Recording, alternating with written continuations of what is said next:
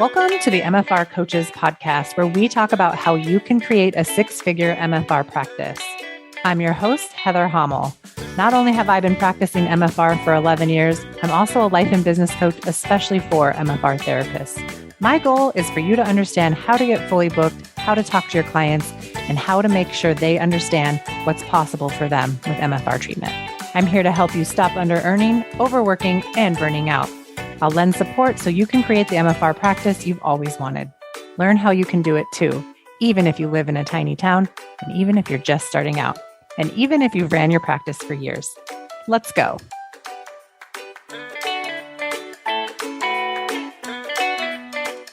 Hey, everybody, and welcome back to another episode of the MFR Coaches podcast. I'm joined today by one of my best coaching friends. We met in coaching school, and we've basically been together ever since. And she's also the co-coach in my programs. Meg Gluckman, welcome back to the show. It's been a while since you've been here. How are you? Woohoo! I'm good. I'm really excited to be back. It's been a while. You're right. Yeah, it's been a while. So the reason why we're having Meg on is because Meg just recently did a specialized pop-up training inside our foundations program. And pop-ups are special trainings that we provide monthly for members in our programs, just to give a training on going deeper on something that's in the portal or a topic that's not covered in the portal.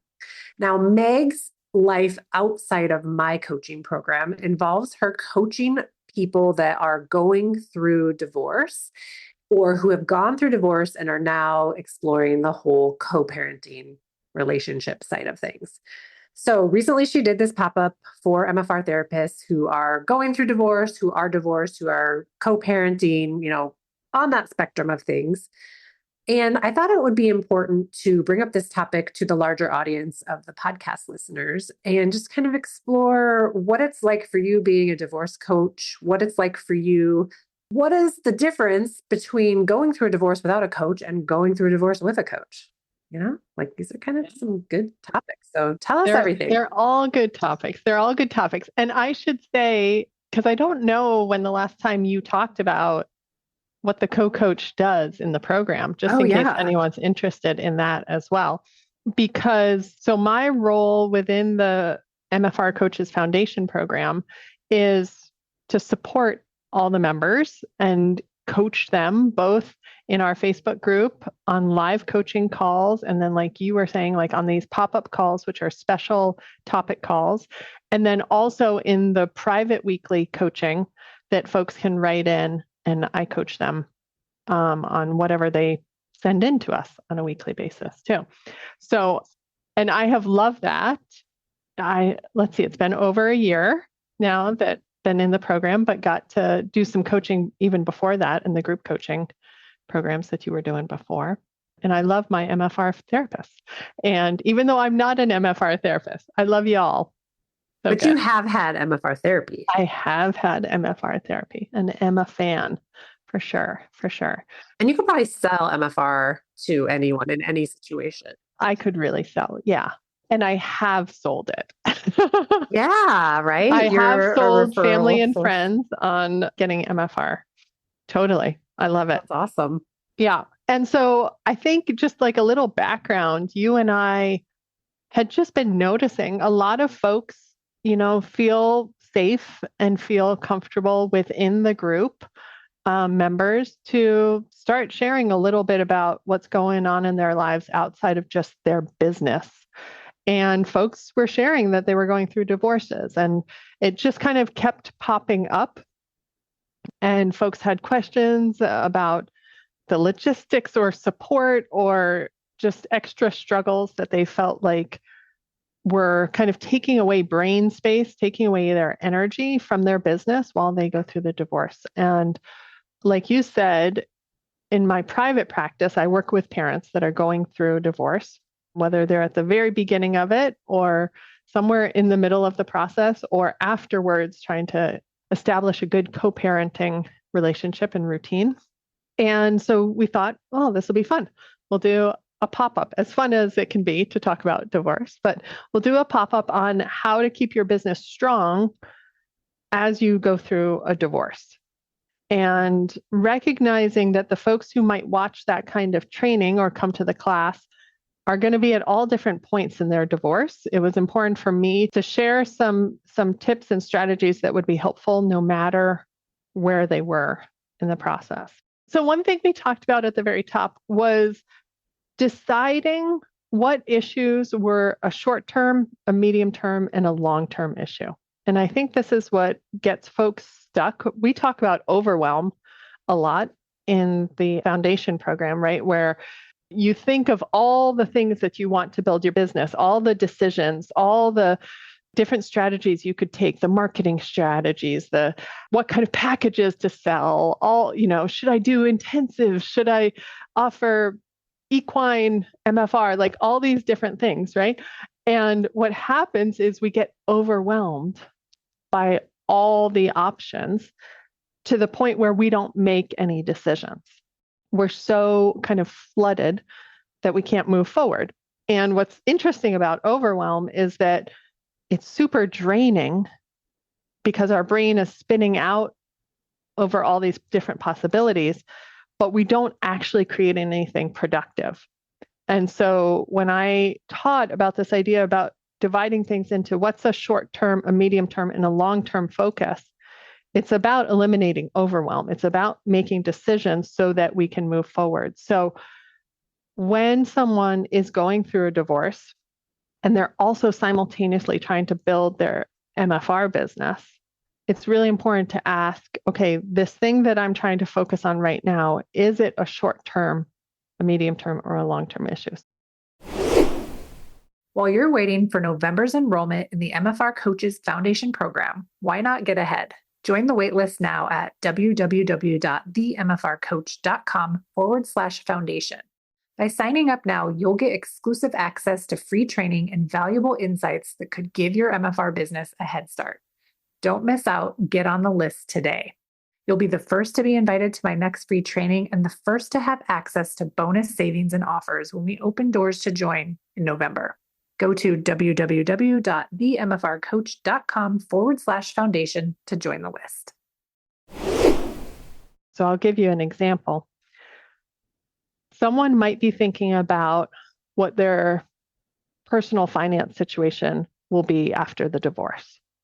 And they're thinking, I need my business to be able to provide for me financially after the divorce. This is like a super common situation. And so they might come up with some calculation of like, okay, I need my business to provide me with 60, 80, 100K a year to survive. And I like to bring it back down and ask them, okay, is this a short-term, medium-term, or long-term issue?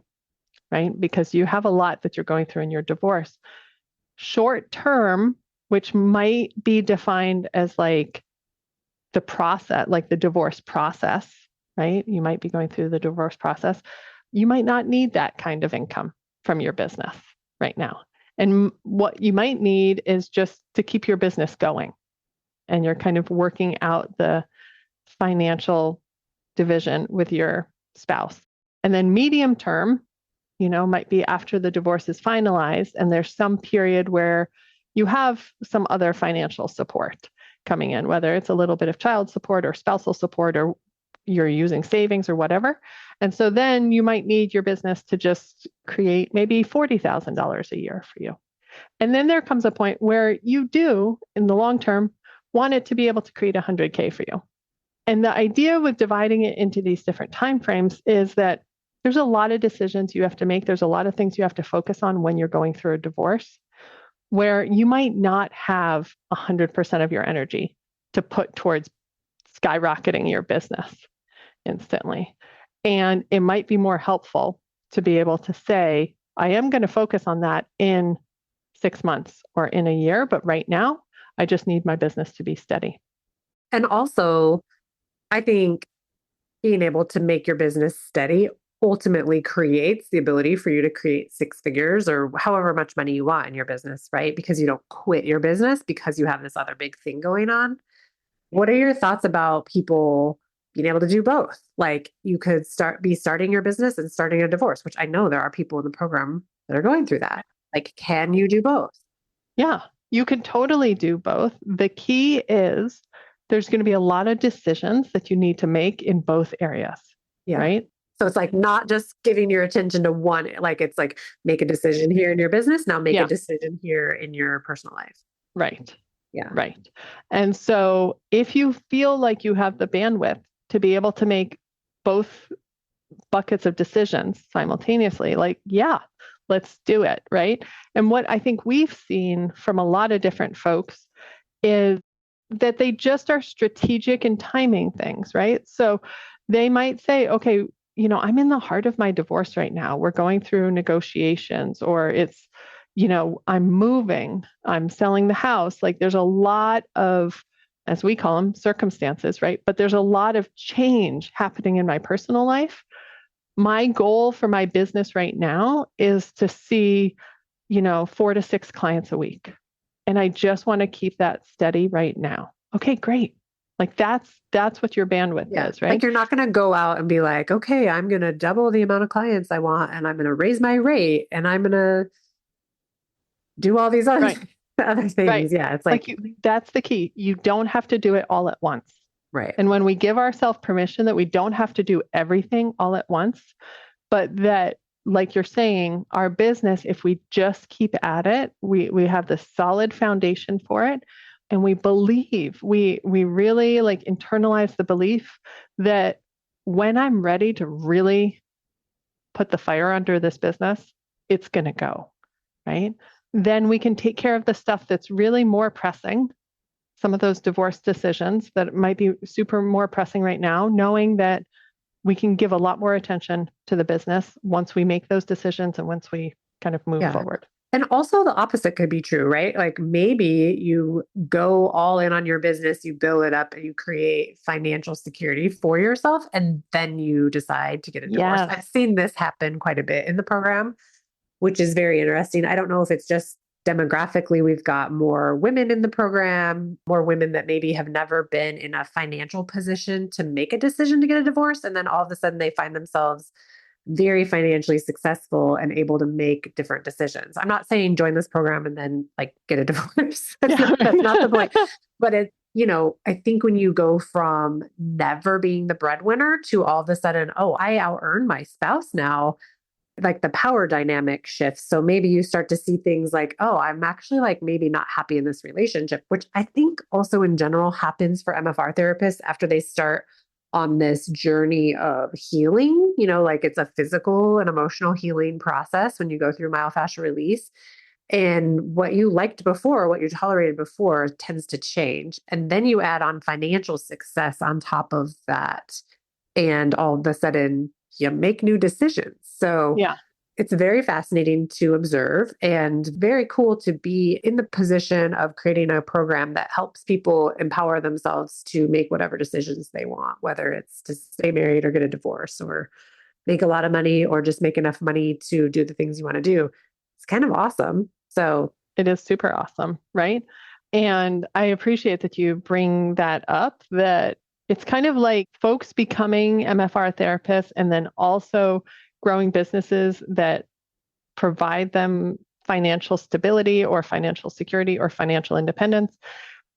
It's like suddenly we have a whole lot of new information. yeah, it's an awakening. Yeah. And we have a whole bunch of different choices now that we have all of this different information. So it actually makes a ton of sense that we might have a higher than average divorce rate. Sure. And I don't even know if we do. Like we're not in here because people are making changes. We're not tracking that. We're not. We're not. But you're not alone if you're going through it. But we probably could say that people do make a lot of changes in their life with this when they have businesses that provide them this kind of resource and opportunity. A lot of stuff starts shifting. Mm-hmm.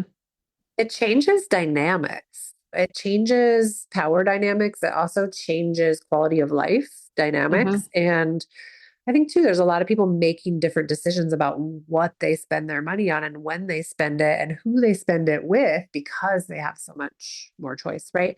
So let's think about this. I think being in my coaching program is one of the best places to be going through this situation where you're creating your business. And if you just so happen to be single parenting or going through a divorce, so somewhere on the divorce spectrum, then you are introduced to this idea like, oh, you can just like hire a full on coach to coach you specifically through this one problem that has lots of problems associated with it. What are the kinds of things that you help people solve when they work with you? So I would say the first thing that most people come in, especially if they're at the beginning of their divorce, is we figure out which divorce pathway they want to go down. So most of us, if we've never been divorced, we don't know much about what our options are, which makes sense. There's no reason we should know this. And we're probably mostly influenced by if we've had friends or family go through a divorce and how that worked for them. Or if we've seen something on TV, there's like a one way that divorce is kind of portrayed on TV and movies. It's portrayed pretty awfully. Yeah, it is, with these like aggressive, like bulldog attorneys that are like fighting for you and going at it and spitting over a boardroom table.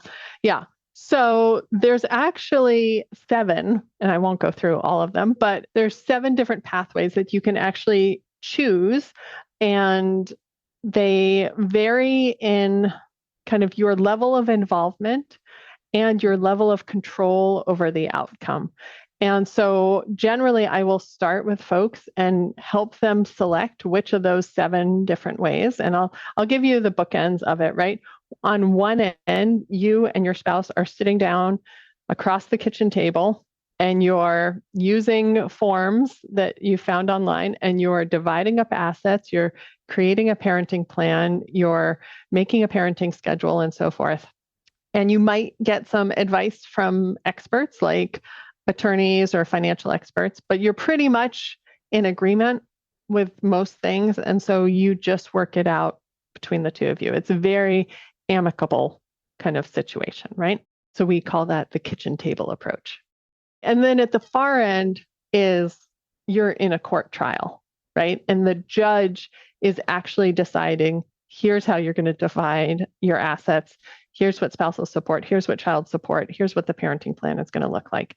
It's totally out of your control. You present your information, but the final decision is out of your control. And it's made with like lawyers and a judge. Yeah. And the judge is the one who really has the final say. And then in between those 2 bookends are these 5 other options. And so depending on what your relationship with your spouse is right now, what your resources are like, what the power dynamic might be between the parties, you'll choose one of these other 5 options. And most of them are about staying out of court. Actually, all 5 of those are about staying out of court and just what kind of support do you have to be able to do that. So that's generally the first thing that folks come to me on. Then it's around co-parenting because I work all with parents. So it's my ex is doing X, Y, and Z, and I hate it. And what do I do about it? And a lot of that is about focusing on what is in our control and assuming that our ex or our spouse is going to keep doing exactly what they've done for all the years that we've known them. And, how do we support our kids through the divorce process? And then similar to what we do in the MFR Coaches Foundation program, we talk a lot about money and we talk about our thoughts and feelings around money. And, shame that comes up. Are we deserving? What does it mean? All of that kind of stuff. Yeah. It's wild. So how do you explain to people the difference? Like, what is the benefit of hiring you versus just working with a lawyer and working your way through the process? Yeah. So a lawyer is very knowledgeable about legally what the process is and what a court might say and so forth, right? Working with a coach is about really getting down to what is it that I really want right? Talking about like, how do I envision my future? Not just what can I get out of my spouse? How can I kind of win the divorce, but what is the future that I really want to create? And so then given that, what do I ask for? What do I negotiate for through the divorce process? Is it more like, the lawyer is more of like the sterilized route of relief, right? Like at the end of this, there's some sort of relief or chaos, relief or devastation. I don't know.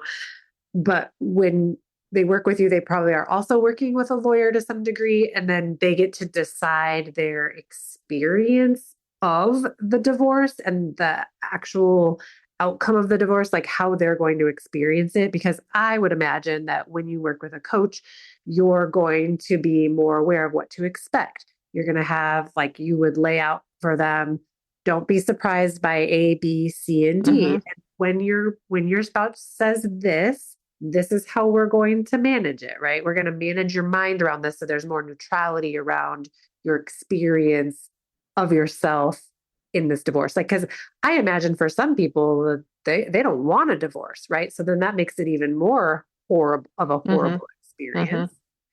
So what do you say to that? Like, is that really what they're buying, is like a better experience and outcome for themselves? So at the end of the day, yeah, you're still divorced and you're on a parenting plan, but you're getting the best experience of it. Yeah. Yeah.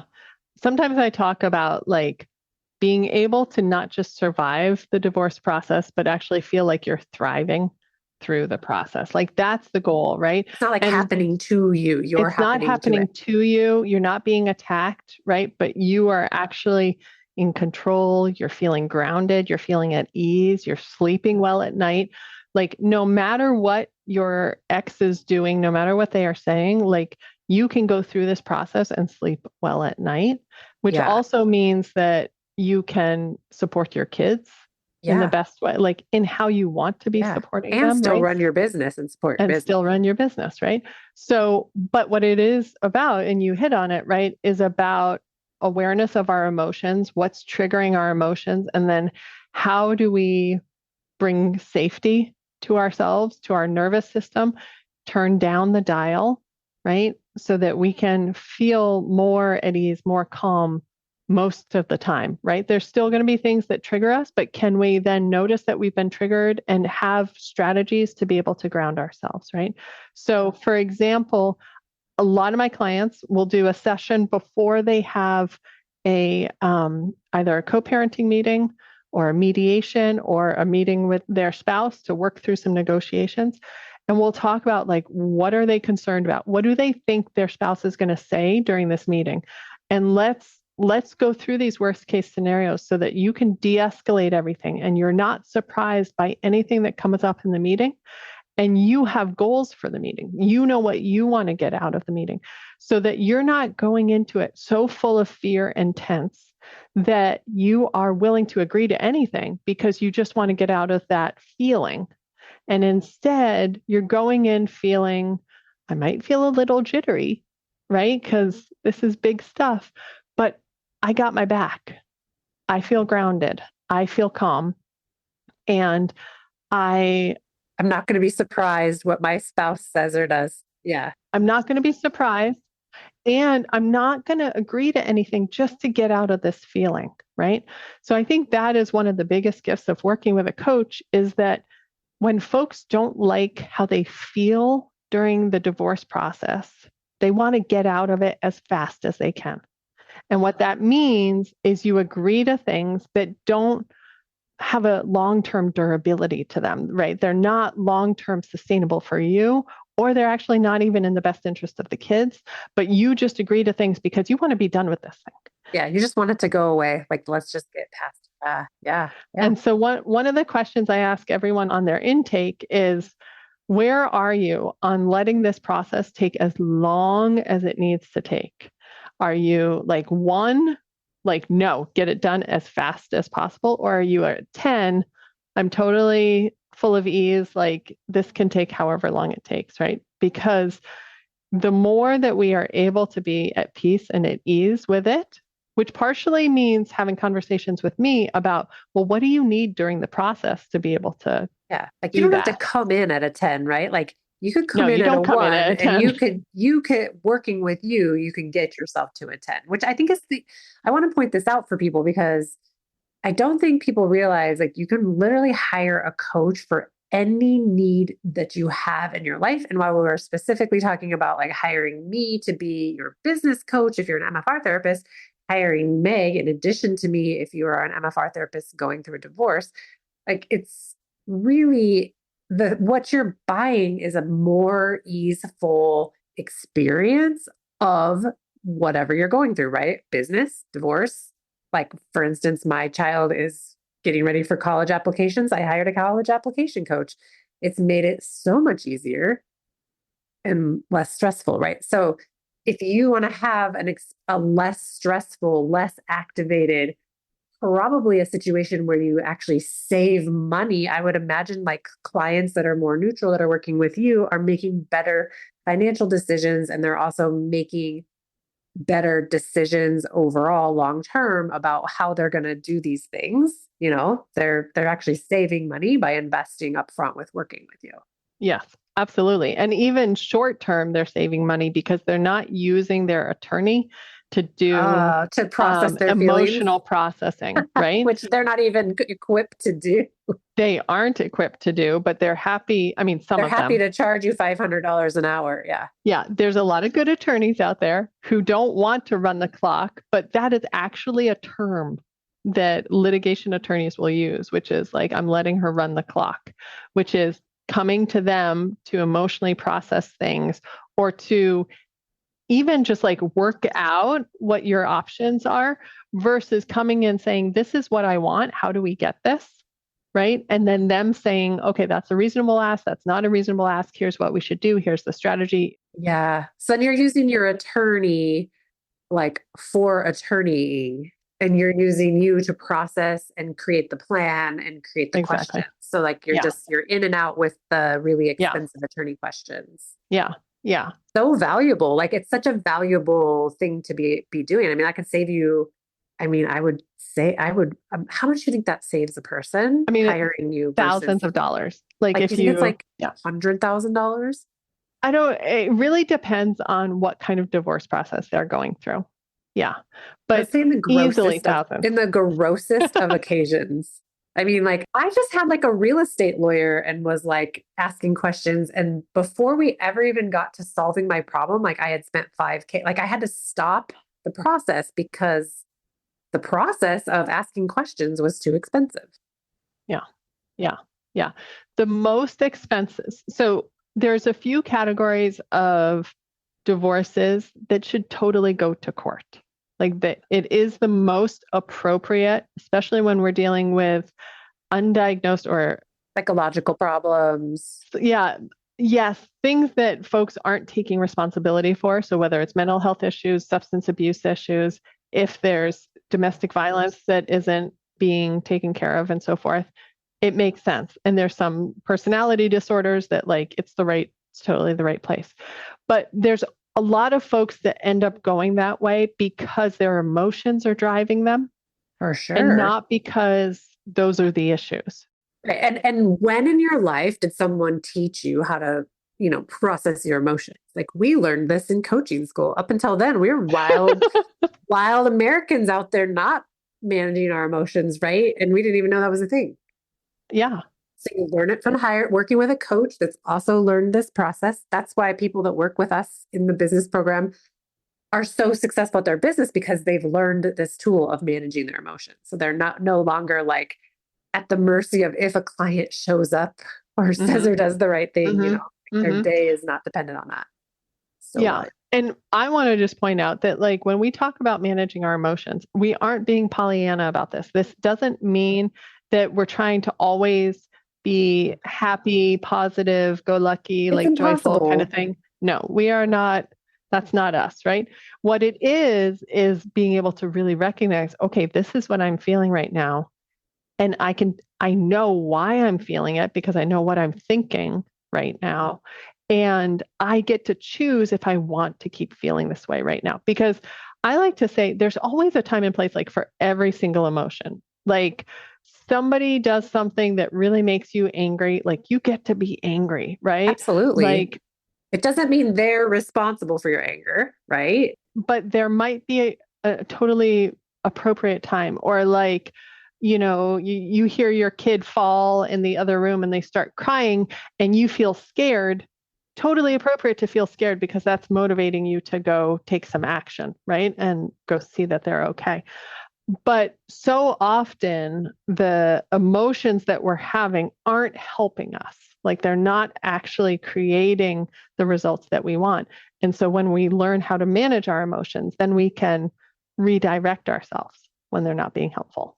Yeah. And we don't have to react in situations where we normally would react. We can respond. I think Yeah. that's also like a superpower that you learn from working with a coach that has the type of training that we have. Yeah. Yeah. Yeah. Yeah. The best example I have of that is my clients really dialing down how they respond to text messages from their spouse, right? So where they would instantly, get one that triggered them and then want to shoot off this reactionary kind of response to like get back at them or like show them they're wrong, all of this. Yeah. And Get like, back in control. Yeah. right, get back in control, prove their goodness or whatever.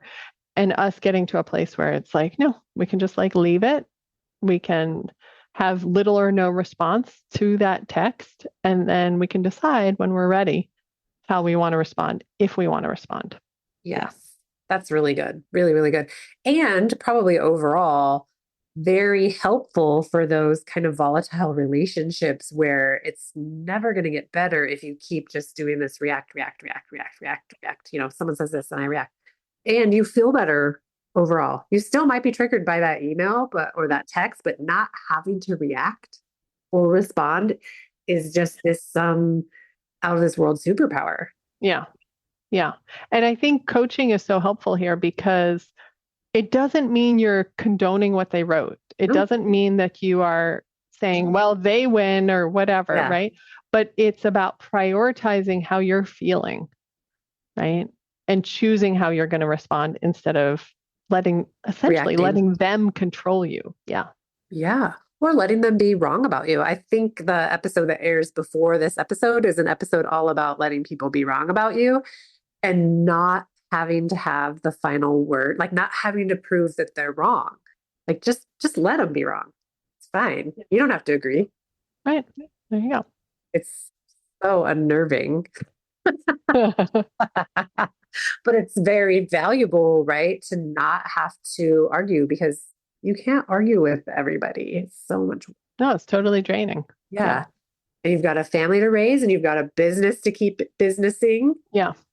Amazing. Okay. So if someone is listening to this and they're thinking like, oh, I'm about to get myself divorced, or am in the process of divorce, or maybe I've already divorced and I'm really not getting along with my ex and we have kids involved, how would they find you to, get on a consult call? Like, how does that work? What does it look like? Yeah. And I would just add to, if it's somebody who's even just thinking about divorce, you're welcome to reach out. You don't have to have decided it's a for sure thing. Sometimes it's super helpful to process it with somebody and decide if it's actually what you want to do. So I have a website, which is just my name, meggluckman.com. And so folks can go there and read up on a lot more about how I work with folks, the kind of things that we talk about. And I have a ton of free resources on there, including a short video that walks you through those 7 options that I talked about, the divorce options. And then they can schedule a complimentary consult right off my website. What happens on a consult call for people that are like, oh, that sounds really scary. I don't know. Scary, yeah. So it's just a 20-minute call. I promise I don't bite. We meet over Zoom. You'll kind of give me some information about where you are in your process, and I'll ask you about what your goals are and what kind of support you're looking for. And we'll decide, does it make sense? Like, am I the right fit for you, or are you actually looking for a different kind of service? And then I can make referrals for different kinds of services if that's more appropriate. And then from that consult, if we both decide, yeah, this would be a great fit, Then we'll start with a 90-minute initial session where I get to like dive even deeper into like what your big picture goals are. And we make a plan of how to get there and go from there. Amazing. Okay. So for people that are interested in following Meg, you can follow her on social media at Meg Gluckman Coaching, correct?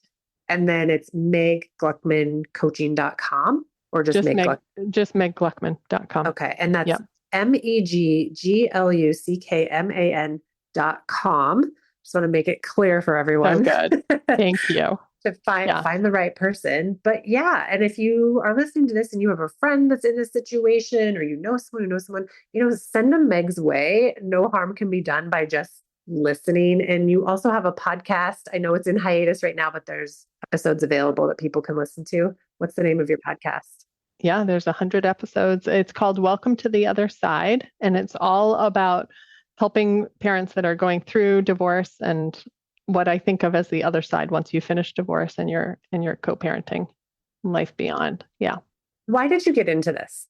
So I was divorced almost 8 years ago. I have 2 kids. They are now 9 and 13, but they were 2 and 6 when we got divorced. And I want to joke and say Heather made me get into this because it's not true. She partially did. And it was a hard divorce, and it was a hard post-divorce time co-parenting. Me and my co-parent have very different views, different wavelengths, you could say, but love our kids both equally. And so as I was coaching, I was doing kind of general life and business coaching. I was coaching in your program a bunch, which was always a love of mine. I got to a point where I was far enough away from my divorce and really started attracting folks in who were going through their own divorce. And it felt so natural to me to help other parents go through this because I just know the ripple effect that it has on the rest of your life and on your kids when you feel supported going through this process. And I really get how scary it can be. And I don't want you to be scared or to feel alone as you navigate it. So it felt very natural to me to, once I was far enough away from my own divorce, to step into this and really support other people going through theirs. Well, I feel like too, it helps to have support from someone who has been through it and who has like done the work, is not just telling you what to do, but they've literally done all of the things. They've done the work. Yeah. And I definitely watched this transformation in you going from woman with children who's gone through a divorce that's kind of like things are happening to her to strong, empowered woman who is no longer at the mercy of anything anyone says or does. And then like really being able to start to see that switch in yourself and then be able to offer that help to other people. So, I mean, it's really cool for me to see that transformation in you and then to see you put it into the work into the world outside of just being a general coach. I think it is scary to niche down and to be like, this is my specialty, but it really is your specialty and it really is your wheelhouse. And so I just want to implore people who are listening that have any questions about this, even if your divorce was a while ago, but you still have difficulty processing what happened, or you have kids together and it's very difficult for you. What is possible for you if you have the help of a coach like Meg, who is specialized in this topic? What would be possible for your experience if you could experience this 1 degree happier or 5 degrees happier or 20% happier? Like whatever it is, I think more happiness is available, more calmness is available. And when you're happier and you're calmer and you're more neutral, you are going to be able to translate that into better business decisions, more money in your business. Maybe you charge more, like you're going to do bigger things overall. And I, of course, as the MFR coach, want that transformation for every MFR therapist. I want you all to feel empowered to do whatever you want, regardless of the amount of life that has lifed at you, regardless of your circumstances, and regardless of past decisions or things that have happened to you. You are worthy to have the business that you want and the life that you want to live. And it is all available for you. You only need to reach out and ask for the appropriate help and resources. And of course, we love to provide those for you. So I'm going to make sure that all of Meg's contact information is in the show notes, as well as you have the resource to go to her website. Her Welcome to the Other Side podcast is available on all podcast platforms, right? Yep. Okay.